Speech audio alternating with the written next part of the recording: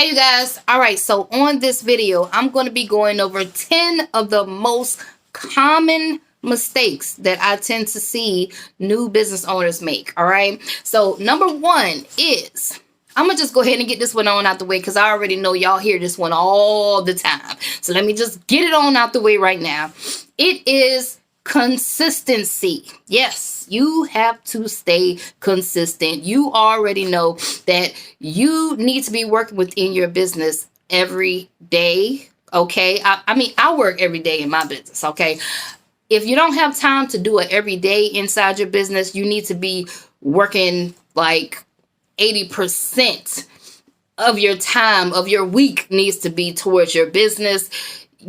Even if you're working a full-time job, you need to at least stay consistent and work maybe a couple of hours a day, but you're still consistent. Even if you put in, I don't give a damn at this point if you put in 45 minutes a day, as long as you're being consistent, because some people are not even putting in, you're motivated for about a week, and then it's like you'll go on YouTube and you'll find someone doing real estate, and now you want to do real estate, or now you want to do event spaces, and now you want to, it's jumpy.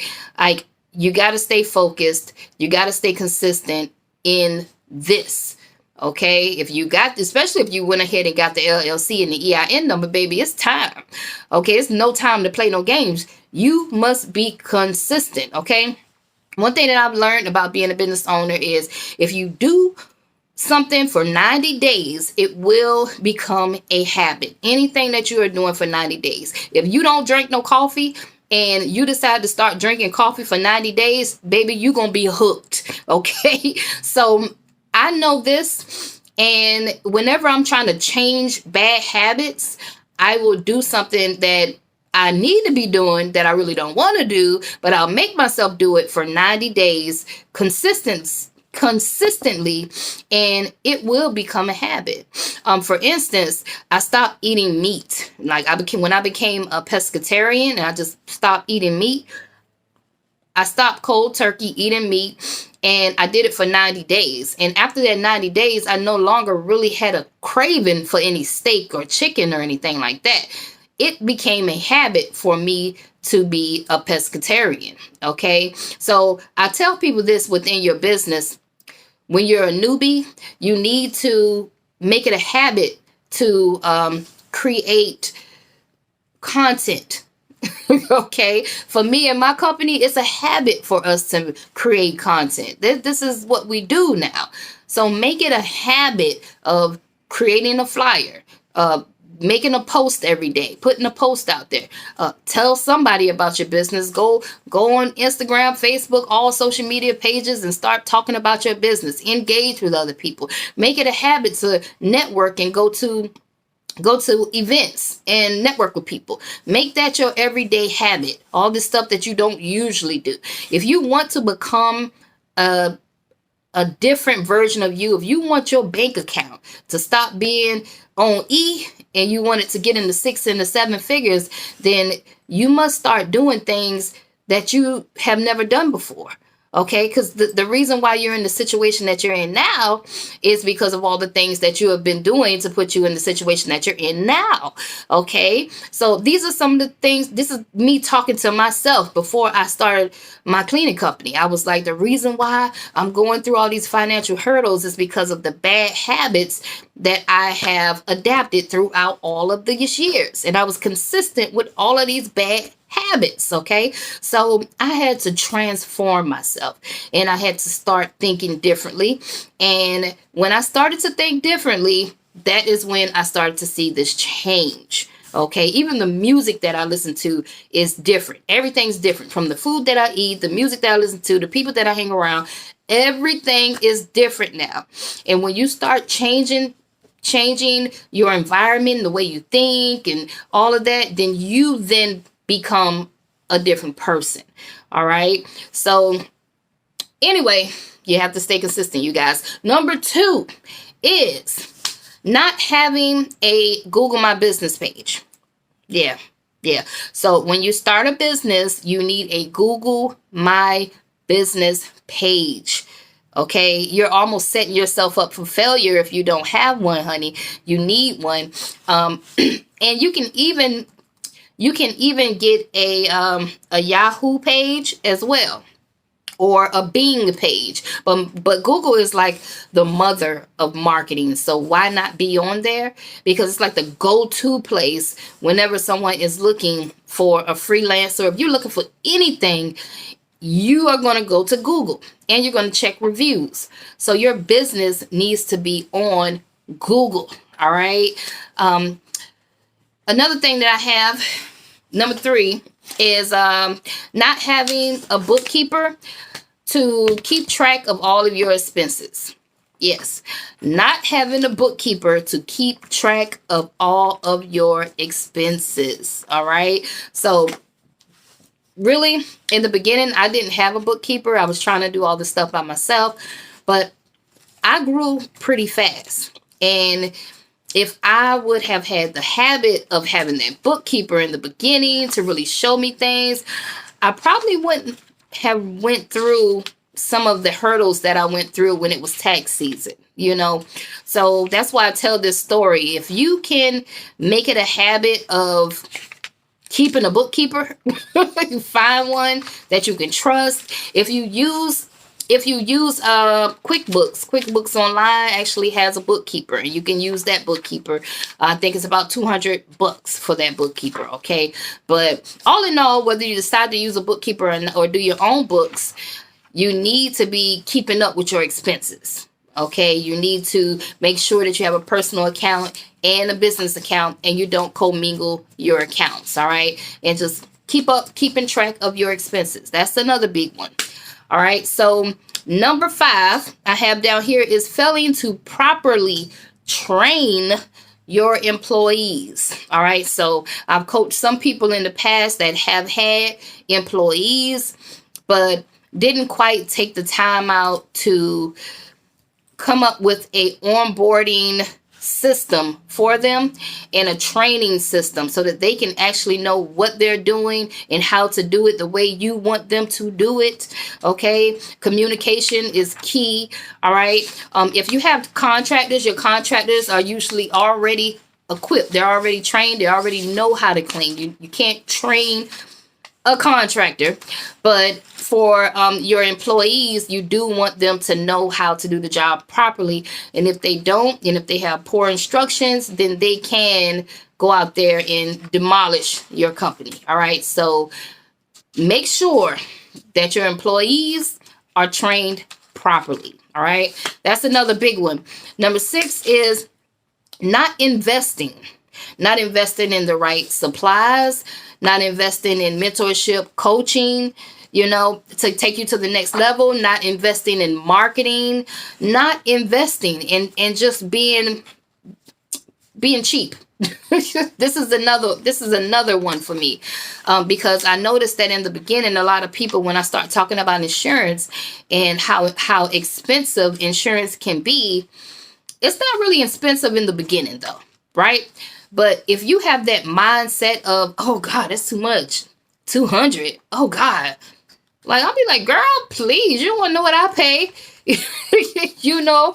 But I get some people might not have it. I understand you might not have $200 in the beginning, but you need to start looking at it as this is an investment. Okay, so if this contract is gonna pay you $10,000 a month, you can't be crying over paying a $200 for some insurance. You can't be crying about paying $300-$400 about insurance. Come on. This is an investment. So stop all the crying. All right. Invest in the proper supplies to help you get the job done correctly and more efficiently. Okay. So invest in the right stuff. Stop trying to get the cheapest stuff. In the beginning, I would go after the low stuff because I didn't have the money. But as soon as I had some money, instead of you going out there buying some new shoes and buying all the stuff that you would usually do, remember you're a business owner now. Okay, so you need to invest in the proper supplies to make your company one of the top companies. You need the right stuff. You need that backpack vacuum cleaner. Go get it, baby. If that's what you need. Okay, go get what you need. All right. And especially mentoring and coaching. If you want to take your business to the next level quicker, faster, a coach or a mentor will always be able to take you there. Somebody that's already done it, already making the money that you can call on, and they can walk you through exactly what you need to do to be where you want to be at. Okay. But all of this is with investing. And I know that back when I was in the projects, I wasn't trying to pay no $2,000-$3,000 for nothing. I'm just like, what? Not realizing that every income tax season I had the money, but that $2,000-$3,000 end up going on something stupid like a flat screen TV, rims on a car. This is the stupid stuff that I used to buy. If I would have had the information that I had today, I would not have invested into that foolishness, all of those liabilities that ain't worth shit now. I don't even have them no more. Okay. So anyway, I am on number 7. Number 7 is ignoring the competition. All right. So I ain't saying pay attention to them, baby, and let them get to you, but you do need to not pay attention to what they're doing, but pay attention to what they're not doing, and figure out a way for you to do it and do it better. That's what I'm trying to say. All right. Now I got to use Chick-fil-A again for the example, because what I feel Chick-fil-A did was they found out what the competition was not doing, and they figured out a way to do it better, because the competition had lines around the building. They was not getting the lines out fast enough. They was not getting people the food hot and ready, like nice, fresh, hot food. I got tired of getting cold fries from McDonald's. You get tired of that. Okay. Chick-fil-A actually figured out a system. They figured out a way to do it better. And they figured out a way to have happy employees too. Okay. So they figured out the whole game, man. So this is how you got to think in your cleaning company. Look at your competition. And see what they're not doing. All right. So number 8, this is a big one. Not having a service agreement. All right. So in the beginning, you are excited. You just won your first contract. Woo! You need a service agreement, because they're going to give you a service agreement for you to sign, and you have to abide by all of their rules. But you should be sliding them a service agreement as well. I can't stress this enough. In the beginning, I really didn't understand service agreements, and I didn't understand what my policies were. But now I do. And now I know exactly what I'm looking for. So if you don't really understand what your policy is, at least put down what you guys discussed on the walkthrough. Okay. If you discussed payment right after you clean the office, they should be giving you a payment upon receipt, then that needs to go on your service agreement. Okay. If you discussed you doing the unit for a whole year or 6 months, that needs to go on the service agreement. All right. 5-day-a-week accounts, 2-day-a-week account, whatever your agreement is, it needs to be written down, because as you grow as a business owner, you're going to forget. You're not going to be able to keep up with all the conversations that happen throughout the year. You need to have a service agreement to revert back to and say, no, you're supposed to be paying me $4,000 a month. Yeah, because it said right here, always need to have a service agreement to revert back to. Okay. So that's a big one, not having a service agreement. Number 9 is, oh goodness, keeping bad workers. Okay. Keeping bad workers just as a fill-in, there's a time when you cannot no longer hold on no more. I don't care whether this person, I don't care how good this person cleans. Some people just need to get off of your team. And I'm going to tell you why. This is one of the lessons that I had to learn.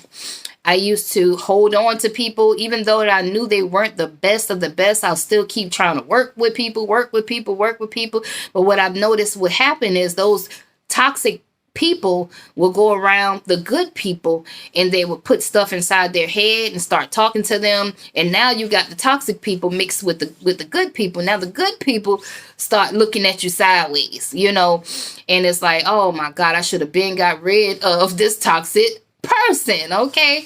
So don't keep people around if they're a bad fit to your company, whether they're, I don't care how good they clean. If they're not good, if they're not a good fit, if they're bad employees, you need to execute. You need to execute fast, or else it will hurt your business. Don't try to hold on to them because you need somebody to clean an account. All right. That's number 9. Number 10, last but not least, is bidding too low. All right. So it's 2023. I want you to feel comfortable and confident about your prices. All right. Because everything is rising. Inflation is rising, and you need to be rising right along with it. All right. So stop bidding too low. Be confident about your price and make sure that you're bidding high enough to outsource it. All right. Don't bid it so low to where it just keep you and your husband cleaning, you know, or it just keep you cleaning. All right. So don't do that. Bid it high enough so that you can outsource. All right. So those are my tips. Those are all the mistakes. Y'all write these mistakes down and make sure that you do not make these mistakes. All right. I'm out of here. Until the next video, like, comment, subscribe down below. Purchase some of my merchandise. And I'm out of here, y'all. Peace.